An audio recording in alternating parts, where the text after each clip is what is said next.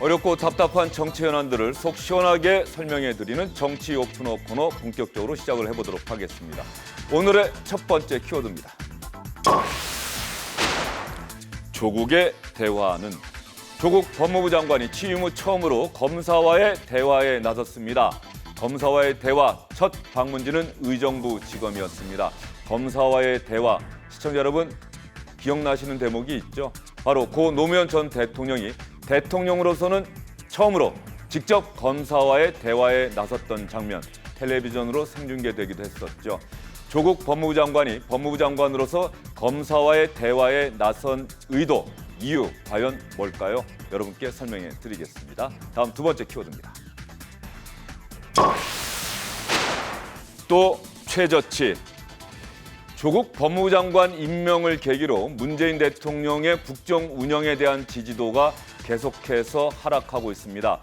어제 리얼미터의 정기 여론조사 결과에서도 43%로 역대 최저치를 기록했다. 이렇게 여러분께 전해드렸었는데 오늘은 한국갤럽의 정기 여론조사 결과가 나왔습니다. 그런데 갤럽의 국정 지지도는 40%였습니다. 40%. 문재인 대통령과 청와대, 여당의 상당한 각별한 주의가 요망되는 대목이다. 이런 이야기들이 나오고 있습니다. 왜냐하면 지난 대선 때 문재인 대통령이 얻었던 득표율이 41.1%입니다. 지난 대선 때 득표율보다 지지도가 더 떨어졌다. 비상이 걸릴 수밖에 없는 상황이겠죠. 오늘의 마지막 키워드입니다. 추한 정치. 우리 정치권 이야기할 때 아름답다고 얘기할 수 있는 상황이 별로 많지 않습니다만 정치를 이렇게 추하게 할지 몰랐다. 누가 한 이야기인지 아시겠습니까? 바른미래당의 유승민 의원이 손학규 대표를 향해서 한 이야기입니다. 하태경 최고위원의 직무 정지를 손학규 대표 측이 주도하자 유승민 의원이 이렇게 이야기한 겁니다.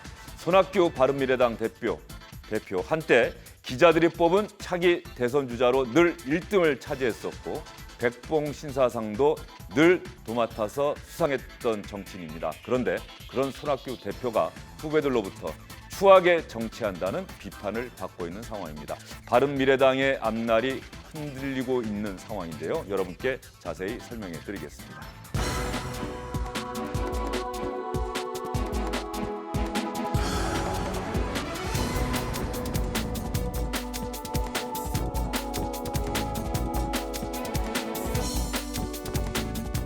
정치 오픈어 순서 본격적으로 시작해 보도록 하겠습니다. 조국 법무부 장관 검사와의 대화하기 위해서 오늘 오전에 의정부 지검에 도착했습니다. 이때 기자들에게 이렇게 이야기를 했습니다.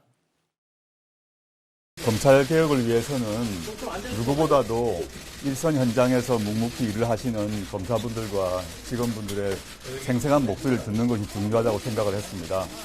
오늘 검찰 개혁 내용이건 또는 일선에 일하는 분들의 애로사항이든 주제에 제한 없이 생생한 목소리를 듣고자 합니다.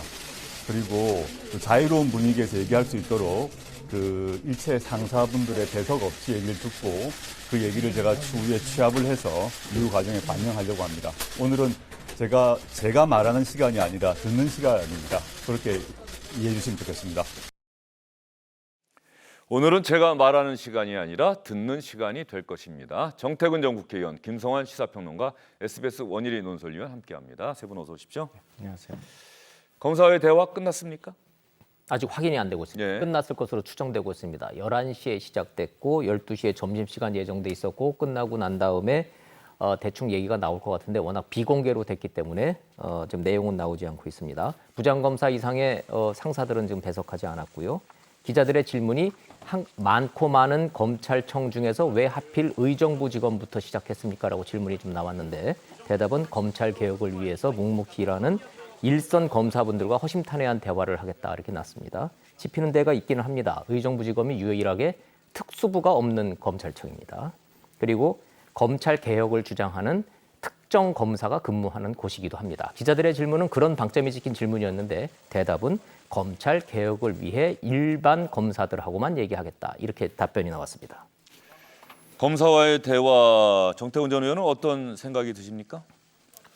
저는 뭐 전혀 적절치 않다고 보여집니다. 뭐 법무부 장관이 일반적으로 검찰을 지휘 감독할 수 있기 때문에 취임하면 지방검찰청이라든지 각 검찰청을 갈 수는 있어요. 예. 가서 이제 업무 보고도 받고 지휘 감독도 하고 그런데 지금 조국 장관은 앞으로 수사에 따라서 피의자가 될 가능성도 배제할 수 없는 상황에서 검사들 입장에서 보면 피의자가 될 수 있는 사람한테 뭐 대화나 훈시를 듣는다 이게 편할 수가 없어요.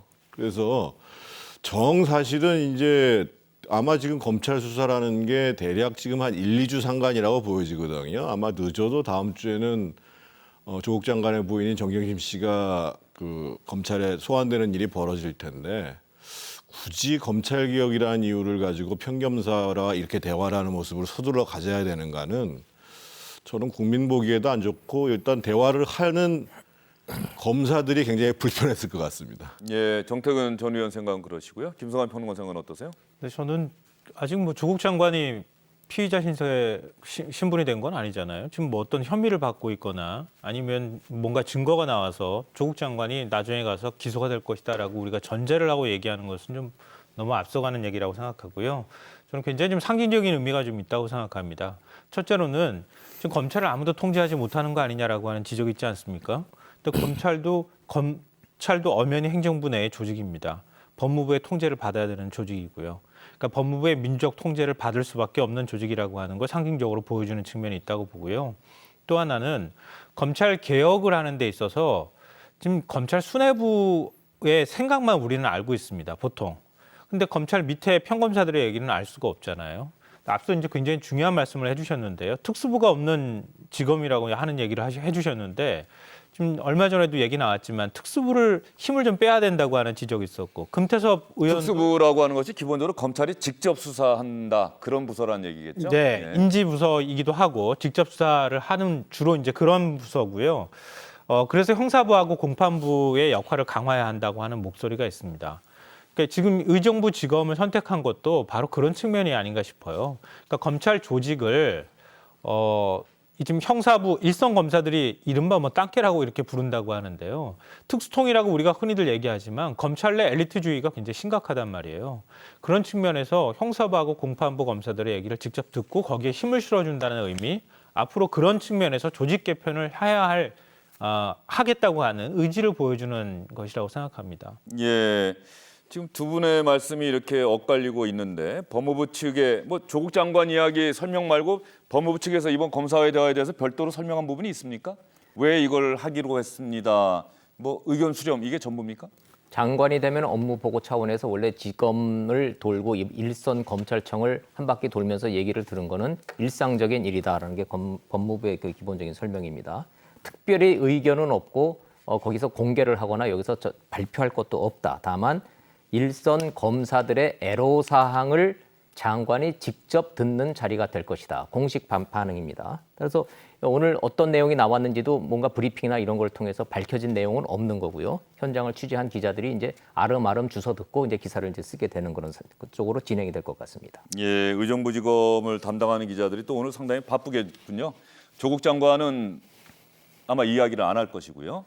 개괄적인 이야기만 뭐 한다고 하더라도 할 것이고 과연 검사들이 어떤 이야기를 조국 장관에게 했는지 현 상황 조국 장관 가족을 둘러싼 검찰의 수사 뭐 이런 부분에 대한 이야기도 나왔는지 또 검찰 개혁에 대해서는 어떤 이야기들을 검사들이 제안을 했는지 이런 부분도 좀 보강 취재가 돼야 될 것 같습니다.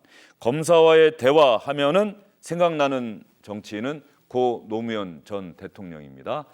이쯤 하면 막 하자는 것이지요. 아마 이 한마디로 기억하시는 분들이 많을 텐데 고 노무현 전 대통령이 취임 직후에 검사들과의 대화에 나섰던 장면을 다시 한번 여러분과 함께 보도록 하겠습니다. 대통령께서는 저희들이 인식하기에 토론의 달인으로 그렇게 생각하고 있습니다.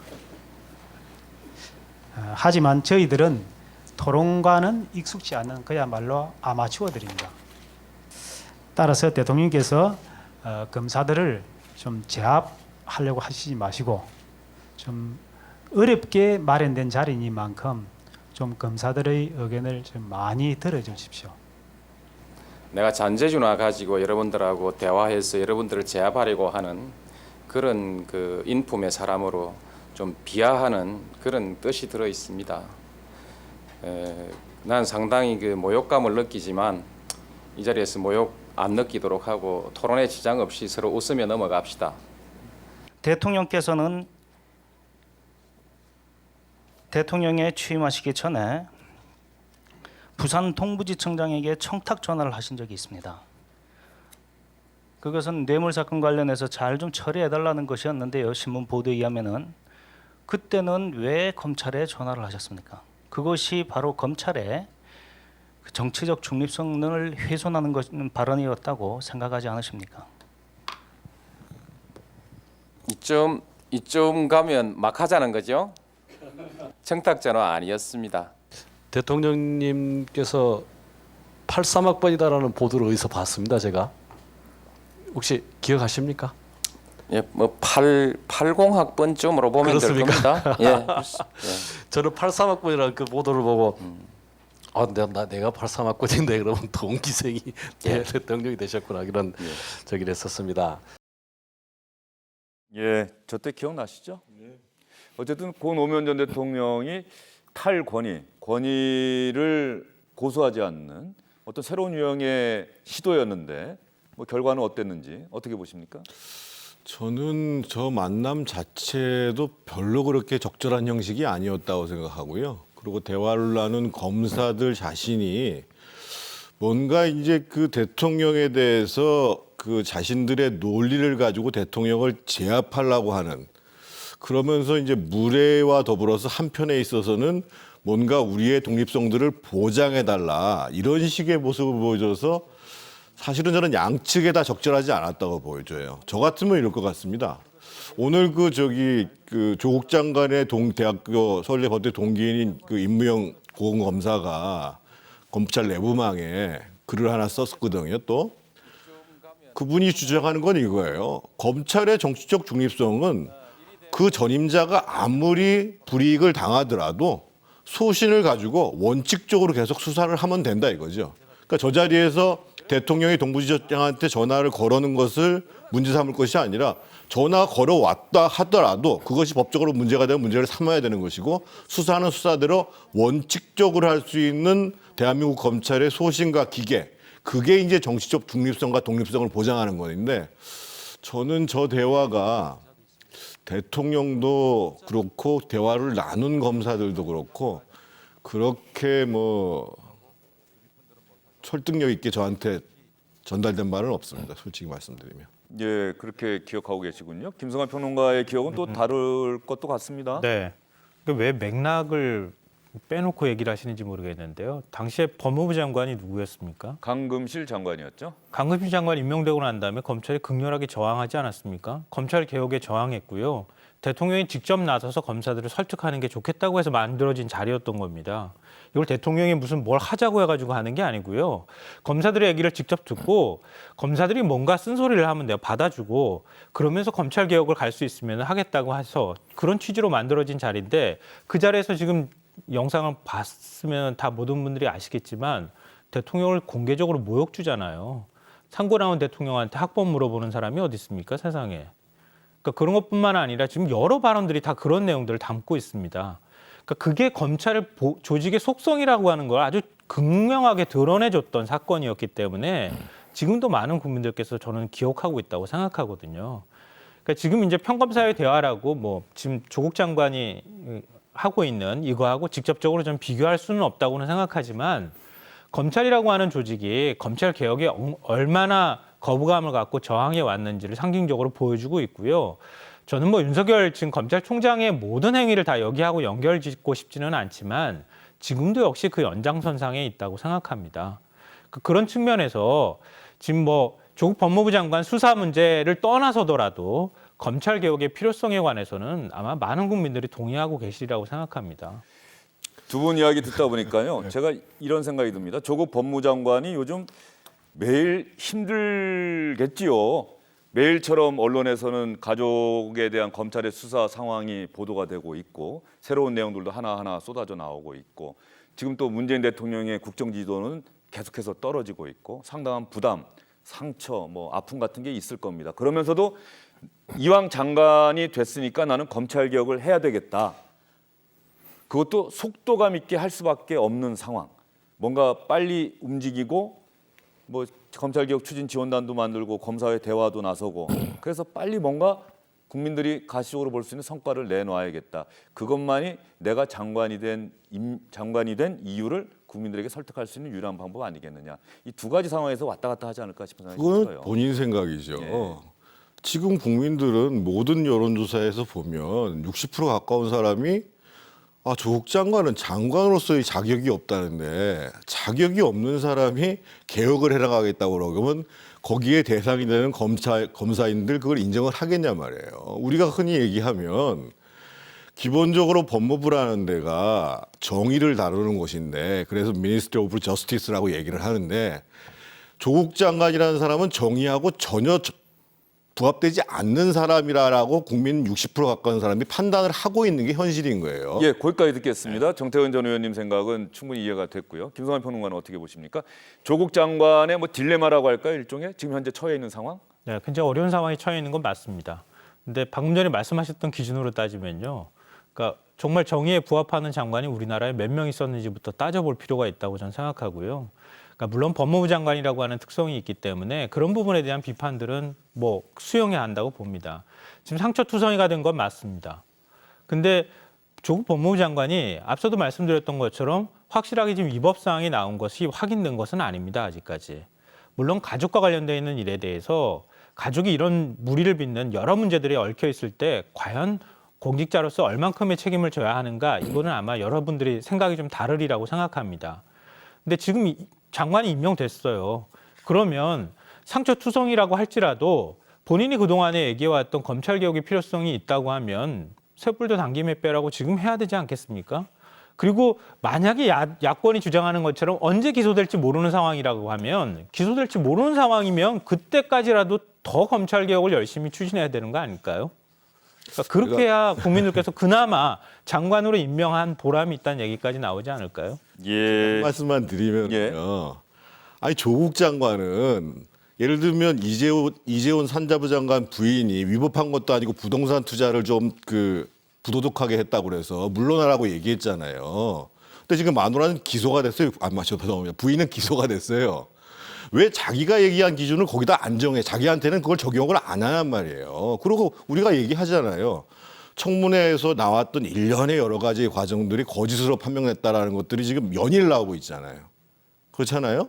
예를 들면 펀드와 관련해서 블라인드 투자라는 것들을 하기 위한 보고서라는 것도 부인 정경심 씨가 요청해가지고 또 수정까지 했다는 얘기 아니겠어요. 언론 보도가 나온 거죠. 언론 보도가. 예. 언론 보도. 그 검찰이 아직 확인해준 내용은 아니기 때문에 제가 이거는 분명하게 좀 하고 넘어가야 된다. 아직까지. 예. 펀드를 작성한 사람들이 얘기를 지금 했다는 거 아니에요? 아니 근데 어떻든지 간에 예. 뭐 그걸 논란하기 떠나가지고 아니 자기가 말한 대로 하시라 이거예요.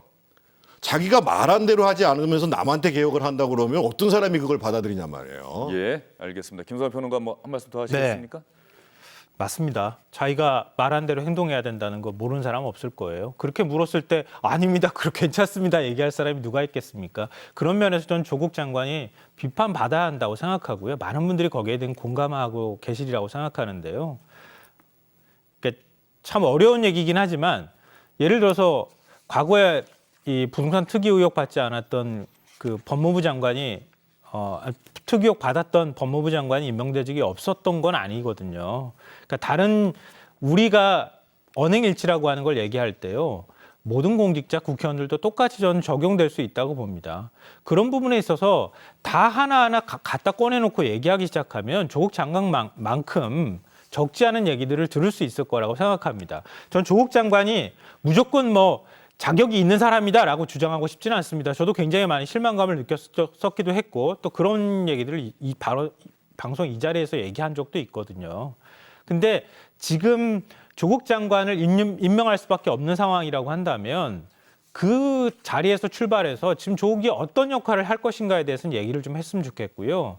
앞서 말씀하셨던 것처럼 지금 검찰이 제가 볼 때는 거의 매일 언론을 통해서 피의 사실을 줄줄줄줄 흘리는 것이나 다름이 없습니다. 그러니까 이렇게 검찰이 어쩌면 우리가 의심할 수 있지 않습니까? 검찰이 입맛에 맞게 흘렸다고도 의심해봐야 되지 않을까요? 예, 의심할 수는 있지만 검찰도 또 김성환 평론가의 얘기에 아니, 뭐 물론 반박할 이제- 수도 있겠죠. 아니, 예. 근데 아직 확인되지 않은 것이기 때문에 확정적으로 얘기할 수는 없다는 거죠. 그 전제는. 예, 알겠습니다. 알겠습니다. 조금 전에 노무현 전 대통령이 검사와의 대화에 나선 그 장면을 저희가 화면으로 봤는데 당시 저 대화 자리에 있었던 검사들이 뭐 인사상 불이익을 받았다거나 뭐 이런 게 있습니까? 아마 그러지 않는다는 뭐 전제하에 저때 저 자리가 만들어졌다는 기억도 있고요. 그럼요. 벌써 16년 전이잖아요. 예. 이 연수원 기수로 보면은 21기부터 25기까지 10명씩 대표 주자가 나갔기 때문에 말 그대로 혈기가 왕성했던 평검사들입니다. 지금도 검찰에 있다고 한다면 다 검사장급이 됐겠네요. 딱 가운데 기수 예. 23기가 윤석열 검찰총장이니 그대로 다 있었으면 검찰총장급들이죠. 예. 사실상 뭐 검찰총장이 되면서 결과적으로만 놓고 보면 다 나갔습니다.